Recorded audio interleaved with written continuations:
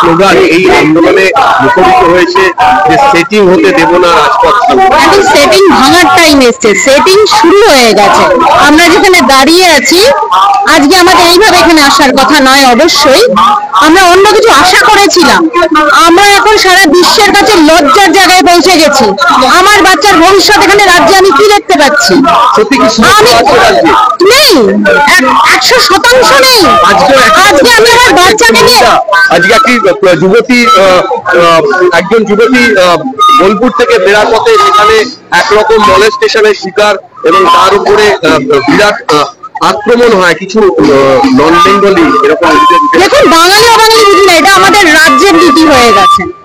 আমরা এখন ধর্ষকদের শেল্টার দেওয়ার জন্য সব রকম ব্যবস্থা করি, সেখানে বাঙালি অবাঙালি কেউ নেই, কিচ্ছু ম্যাটার করে না। এটা আমাদের মানসিকতার পরিচয়। সারা বিশ্বের কাছে আমরা লজ্জিত। আমার বাচ্চার ভবিষ্যৎ কি এই রাজ্যে আমি কি দেখতে পাচ্ছি? আজকে যারা আছেন, যারা এদের পক্ষেও আছেন, তাদের কি বাচ্চা কাচ্চা নেই ঘরে? তাদের কি ভবিষ্যৎ? সেই বাবা মা বাড়িতে গিয়ে যখন বাচ্চার কাছে মুখ দেখেন, লজ্জিত লাগে না? নিজেকে মনে হয় না? আমি আমার বাচ্চাকে আজকে আমাদের উদ্বস্ত হওয়ার কথা আমরা ভাবি যে আমরা কিছুদিন পরে আমাদের কলকাতার বাড়িতে থাকতে পারবো না, কারণ বাচ্চা কাচ্চা যেখানে থাকবে আলটিমেটলি আমাদের সেখানে শিফট করতে হবে। তাহলে আমাদের ভবিষ্যৎ, আমাদের বাচ্চাদের ভবিষ্যৎ থেকে আমরা এখানে একদম। আর প্রশাসন যাদের হাতে আইনি ব্যবস্থা, তারা কি ব্যবস্থা গ্রহণ করেছে? আজকে বাবা মাকে দেখলাম, সেই সন্তানের বাবা মা, যে সন্তান আজকে চলে গেছে তার বাবা মাকে দেখলাম। লজ্জা লাগে না আমাদের? আমাদের বাড়িতে সন্তান নেই? সত্যি কি আতঙ্কিত বোধ করছে? আতঙ্কিত না, লজ্জিত, ঘেন্না করছে, ঘৃণিত। এখানে ভয়ের কিছু নেই। ভয়ের কি আছে? ভয় যে অপরাধ করেছে সে পাবে, আমি অপরাধী যে আমি ভয় পাবো? আমি ঘৃণিত বোধ করি রাজ্যের থাকার জন্য। আমি লজ্জিত। বাইরে গেলে এখন পরিচয় দিতে লজ্জা করে যে I am from West Bengal. আগে বাঙালির ঐতিহ্য, সেগুলো কোথায়? আমাদের বাঙালি বলতে যাদের বোঝার, এখন বাঙালি বলতে যাদের বোঝায়, তারা কি এক পঙ্ক্তিতে বসার মতো? কোথাও কি এরপরে এই স্লোগানটাই উঠবে, স্বজন হারা শ্মশানে তোদের চিতায় আমি তুলবো?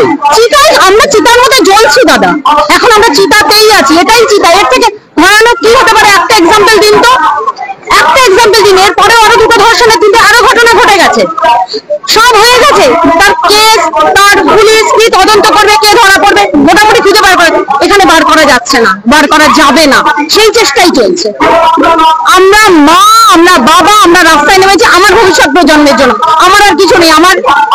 আমি নিজে সরকারি চাকরি করছি। সরকারি চাকরি করছি মানে এই না যে আমাকে সেই কথায় উঠতে বসতে হবে। আমার মেধার পরিচয় যে আমি চাকরিটা পেয়েছিলাম, আমি কিন্তু সাদা খাতা দিয়ে চাকরি পাইনি। সুতরাং আমি যে কাজটা করছি সেই কাজের প্রতি যদি আমার লয়ালিটি থাকে, তাহলে আমাকে সত্যের পথে, সঠিকের পথে রাখতে হবে, সামনে যেই আসুক না। রাজ্য সরকারের উদ্দেশ্যে কোনো বার্তা বা কোনো কিছু মন্তব্য করবেন? আমরা এখানে সুস্থভাবে বাঁচতে চাই। আমার বাচ্চাকে আমি আমার বাড়িতে দেখে বড় করতে চাই। আমার এখানে কাজের সংস্থান চাই, সুস্থ পরিবেশ চাই। আজকে আমরা ওরা কেউ না, পুলিশ বলুন, প্রশাসন বলুন, সবার বাড়িতে বাচ্চা কাচ্চা আছে। তার যার বাড়িতে আমি ধরে নিচ্ছি, যারা প্রশাসনের লোক, যারা আইন ব্যবস্থা, তার বাচ্চাটা কি সিকিউর? তার বাচ্চাটা কি সিকিউর? কি করবে সে? সে তো একটা এন্ড অফ দ্য ডে বাবা মা, সে কি করবে বলুন? আমরা এখানে সুস্থভাবে বাঁচতে চাই, থাকতে চাই, এবং আগে যেখানে মাথাটা ছিল সেখানে পৌঁছাতে চাই। আমরা এই একটা ঘটনায়, এই একটা অগস্টের ঘটনা আমাদের মাটি কবরে পুড়ে দিয়েছে। আমাদের আগে মাটি লেভেলে আসতে হবে, তারপরে মাটির উপরে। আমার হাজবেন্ড ডাক্তার, আমার হাজবেন্ড আরজি করেরই এক স্টুডেন্ট। ওটা ওদের সেকেন্ড হোম, ওটা ওদের সেকেন্ড হোম। ওদের ওখানে জীবনের একটা বড় অংশ কেটেছে, যেখানে আমি আমার বাড়িতে যদি এখন নিরাপদ বোধ না করি, তাহলে আমি যাবোটা কোথায়? কার কাছে যাবো?